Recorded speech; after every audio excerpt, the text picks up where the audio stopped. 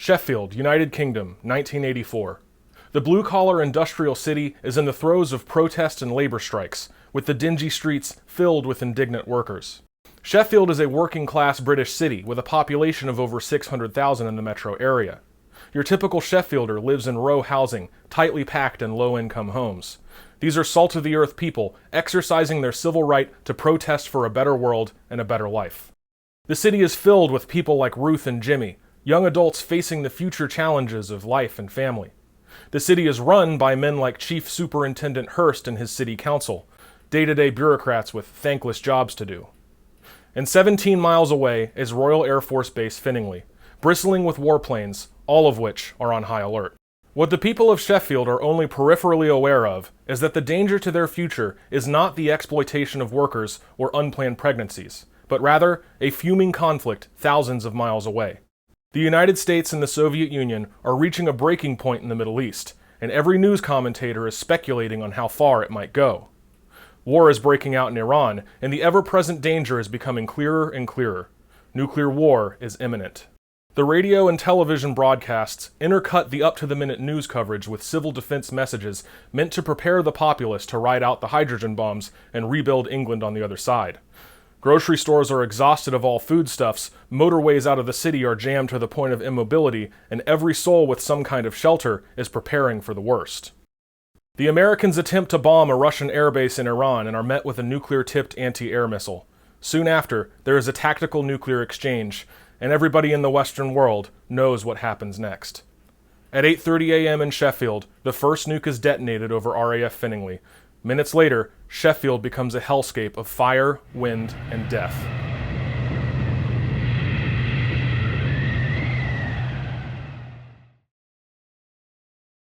Threads is a 1984 film directed by Mick Jackson for the BBC. Jackson was no stranger to the subject of nuclear war when he took on the project, having recently directed a documentary on the topic for the BBC in 1982. Suppose, a mile above the dome of St. Paul's Cathedral in London, on a clear morning, a single 1-megaton weapon explodes. Jackson was determined to produce a compelling drama that rightly portrayed the futility of nuclear war, without any polishing, propaganda, or misguided heroics. He was so determined to deliver an accurate depiction of nuclear conflict that he traveled across the Western world to pick the brains of as many experts and pundits as he could gain access to. Lofty names like Carl Sagan and Richard Turco helped educate Jackson on the horrifying concepts of radiation poisoning, fallout, and nuclear winter. Jackson recruited writer Barry Hines to write the screenplay, and the pair set about composing one of the most compelling nuclear parables ever put to film.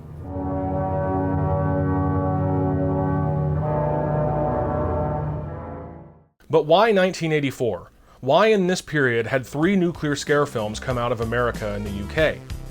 Well, the year of 1983 saw heightened tensions between the US and USSR that hadn't been felt since the Cuban Missile Crisis 20 years earlier.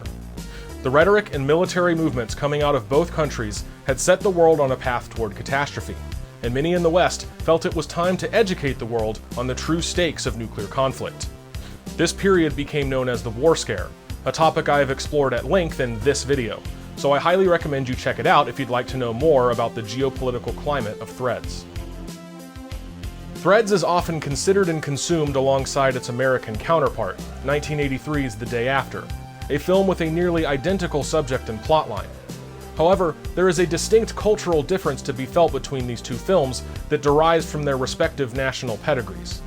I will dive into these differences in more detail later, but for now, it will suffice to consider Threads to be a very British nuclear war film. I mean, where our Jack lives is on here. Right houses and the pubs. Anyway, I need a reckon me down at house every night this week. Got me many better ways of doing it, I don't suppose. Blow the bottom job. I'm sorry? The UK entered the Cold War as victorious partners with the US and USSR, but decidedly married to America, and largely unified with her in belief and policy, at least at first. From the outset, it was clear that only 2 powers had come out of World War II stronger than when they entered, and the UK was not one of them. Before long, the UK would join the rest of NATO under de facto American hegemony, and even though they would maintain a nuclear arsenal of their own starting in the 1950s, it was obvious to all that their fate had been tied tightly to that of the United States. For whatever might be said about the ethics and morality of this arrangement, it naturally led to some difficult feelings in the greater populace of the United Kingdom. Many felt that the US had taken advantage of the UK's precarious economic position in the post-war to forcefully ingratiate the country, and incidents like the Suez Canal crisis called America's intentions towards Britain into question. And if that wasn't bad enough, the people of the UK had to make peace with the fact that they were utterly powerless to stop the gargantuan forces that might thrust the world into nuclear conflict. Being best buddies with the United States would be small comfort against the knowledge that they would be sacrificed in a war they had little power to meaningfully affect. As if to add insult to injury, the UK government released a series of educational media that meant to prepare the populace to survive nuclear war.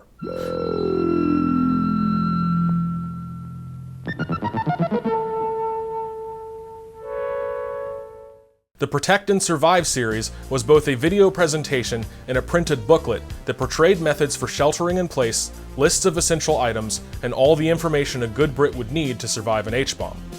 In the midst of all of this madness comes Threads, ready to show the world what a nuclear war actually means, and all its hideous terror. The film begins with young lovers Ruth and Jimmy. Ruth has just informed Jimmy that she's pregnant, and Jimmy resolves to do the right thing and marry her. The pair portray the typical drama of young love and unplanned pregnancy, amidst a backdrop of rising war fears, with consistent flyovers of F-4 Phantom interceptors, seemingly on high alert.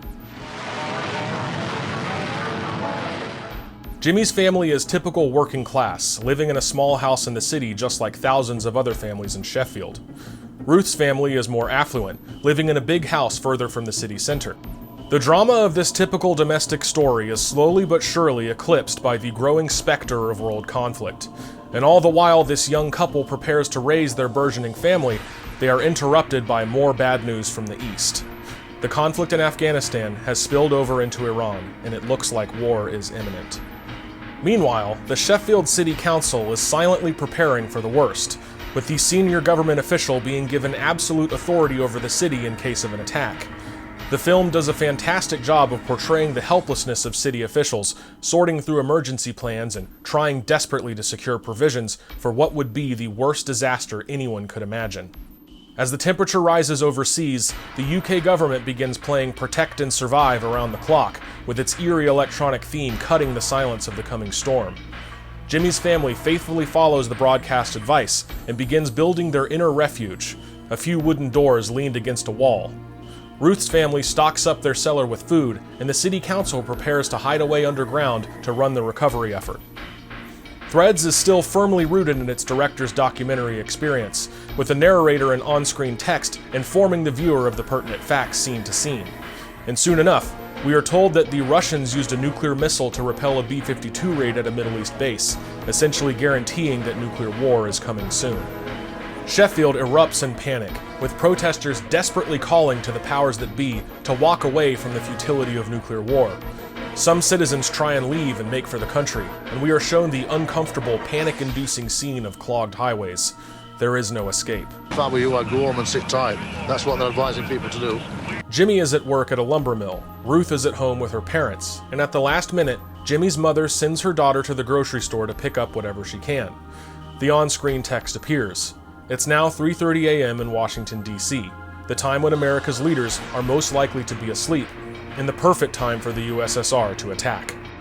It's 8:30 a.m., 3:30 in the morning in Washington. Over the past 4 days, neither the president nor his senior staff will have had more than a few hours rest. This is when they may be asleep. This is when Western response will be slowest. The opening salvo of missiles let fly toward England, and our characters are violently interrupted by a blinding flash and a terrific explosion. Yet all of them are still alive. This bomb did not hit Sheffield. Jimmy attempts to drive to Ruth's, but his car has been disabled by EMP. His family attempt to gather their children and get into the shelter, but their daughter has gone to the store, and their younger son is nowhere to be found. Ruth and her family hurry into the cellar, and the city council takes their positions underground.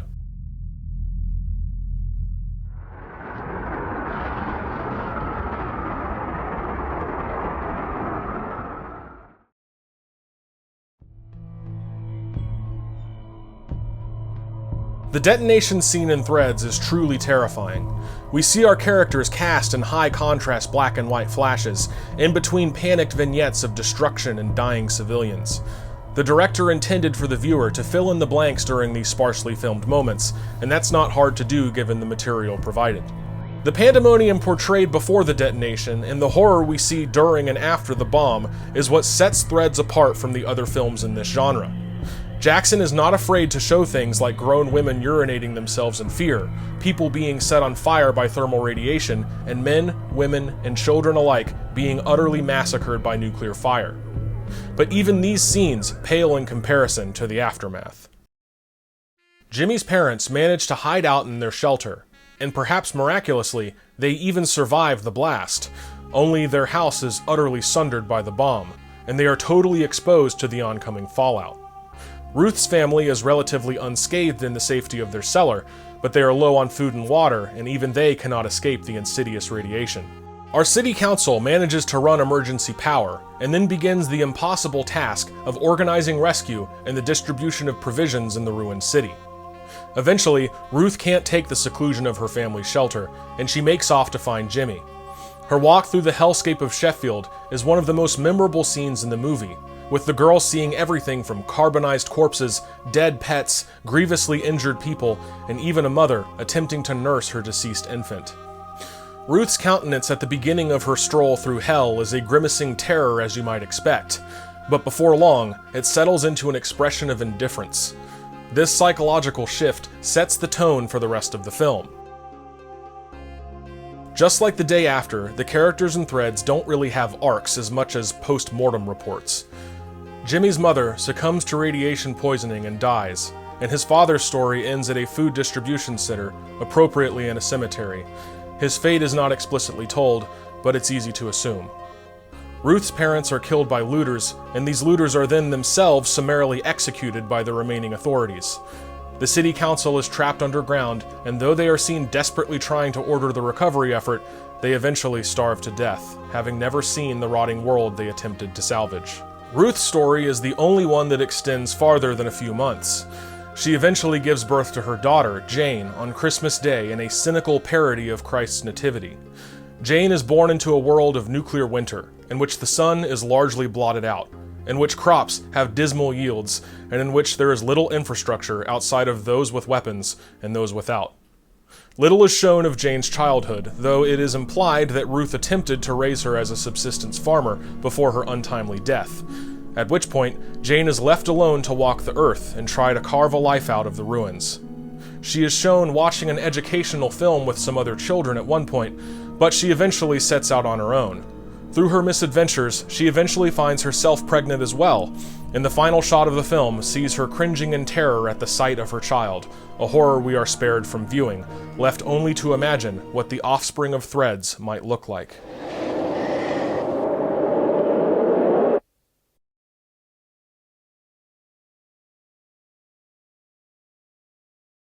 Threads is remembered as the scariest offering of the nuclear scare film wave of the early 1980s, and in this way, I think it's difficult to argue its effectiveness. The imagery conjured up by Mick Jackson and Barry Hines is truly terrifying, painting a gruesome, overwhelming picture of a very real eventuality at the time. Jackson's goal was to present a realistic parable to educate the people of the UK about what the US and USSR were really risking when they rattled their nuclear sabers, and he succeeds in so many ways. Threads premiered on September 23, 1984, a time known afterward as the night Britain didn't sleep. Jackson had expected obligatory congratulations from his film industry fellows, but later found that they couldn't bring themselves to call him due to overwhelming dread and anxiety. If the day after was a wake-up call, then Threads was a waking nightmare. This achievement in scariness is doubly impressive when you realize the film had a relatively tiny budget of only £700,000. That's roughly £2 million in 2024. Jackson relied on tight, claustrophobic camera angles and clever framing to achieve the sort of nauseous look of Threads, eschewing sprawling wide shots by necessity and by choice if you ask him. Jackson relied heavily on the only accounts we can consult on surviving a nuclear blast, those of the Hiroshima and Nagasaki victims, the Hibakusha. These accounts serve not only to inform the shocking imagery, but also the psychological effects of a nuclear attack.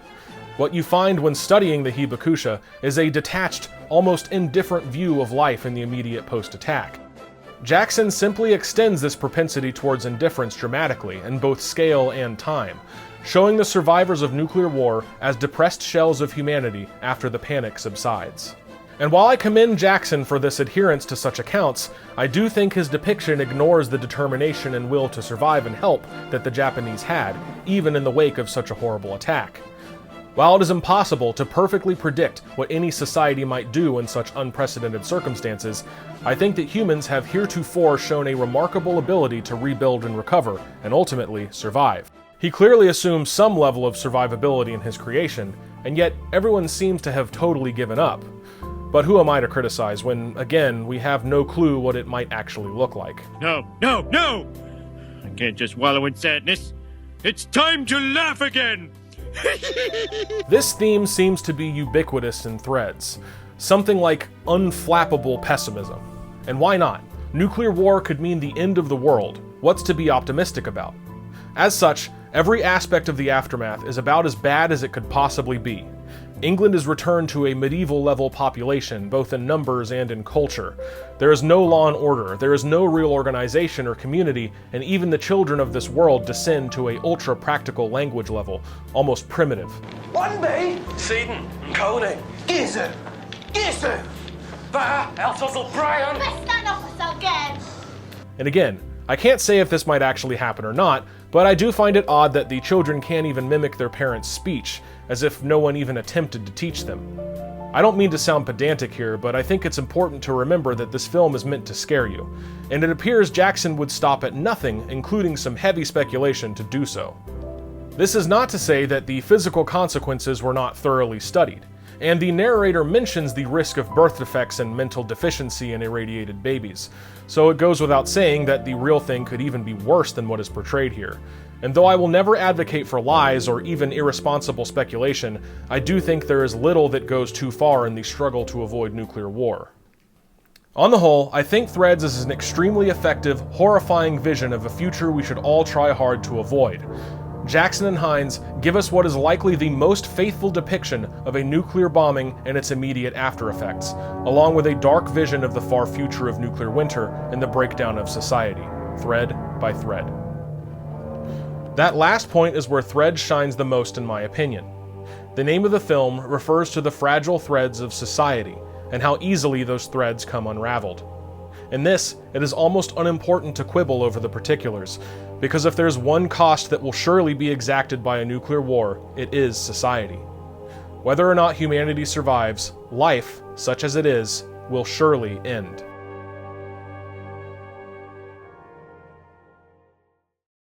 Before I proceed, I want to make it clear that I highly recommend Threads to my viewers. It is a great time capsule of one nation's fears in a highly tumultuous time in Western history. And just like The Day After, this film shows a future we are still in danger of stumbling into today if our leaders remain reckless and aggressive. With that being said, I think it goes without saying that Threads and The Day After are often compared, with the most typical conclusion being something like, The Day After is alright, but you ought to see Threads. Yes, I think it's easy to think of Threads as a grittier, more real version of its American cousin. And why not? Its director certainly felt that way. In the Severin Films commentary track for Threads, Jackson claims he would have ended production of Threads on the spot had The Day After achieved the same goals he had in mind for his film. But he recalls being highly disappointed by the cinematic nature of The Day After, its star-studded cast, and the underlying themes of optimistic patriotism in the face of nuclear war. And while I certainly agree that Threads is far more bleak, I also feel like Jackson must have watched a different movie than I did. Let's start where both movies line up. Both films start as slice-of-life dramas involving multiple families in working-class to middle-class settings, focusing their viewers on the mundanity of the characters in order to increase our empathy for the coming disaster. Both films even involve impending nuptials and the shattering of otherwise bright futures. In Threads, we see a steadily rising conflict in the Middle East that leads to a nuclear exchange, and The Day After similarly sees burgeoning war in Europe over riots in East Germany. And both of these scenarios were based on real concerns and events that could have driven the world to war. The Day After portrays a sharply intensifying fear and pandemonium as the reality of nuclear war materializes, and Threads does the same, with both movies masterfully building dread and tension through their everyday characters' perception of world events. Threads goes further in what it's willing to show on screen, but both films show harrowing images of nuclear detonations that are meant to shock and alarm the viewer, and both films are effective in that way. Of course, I have already argued that Threads is more so due to the graphic nature of its effects, but The Day After gets the point across just fine. Lastly, both films seek to portray the harsh, hopeless struggle of life after the bombs, and despite what Jackson reports in the aforementioned commentary, both films show no bright vision of reconstruction, only endless tribulation and bitter acceptance. Now let's discuss how they differ.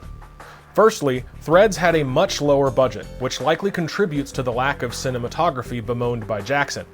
Now, to be fair, he said that the tight shots were intentional, but I do have to wonder whether he would have been more conventional if he had had the budget to do it. In the end, I think it was all for the better in that the budgetary restrictions gave Threads a grimy, claustrophobic look that works really well, but I don't have any problems personally with the more cinematic look of The Day After. Next, Threads goes much further into the future of a nuclear apocalypse, showing the very real possibility of nuclear winter and the effects it might have on society. I already mentioned where I think speculation may have gone too far, but I really appreciate the open-ended nature of Threads and the ultra-bleak ending.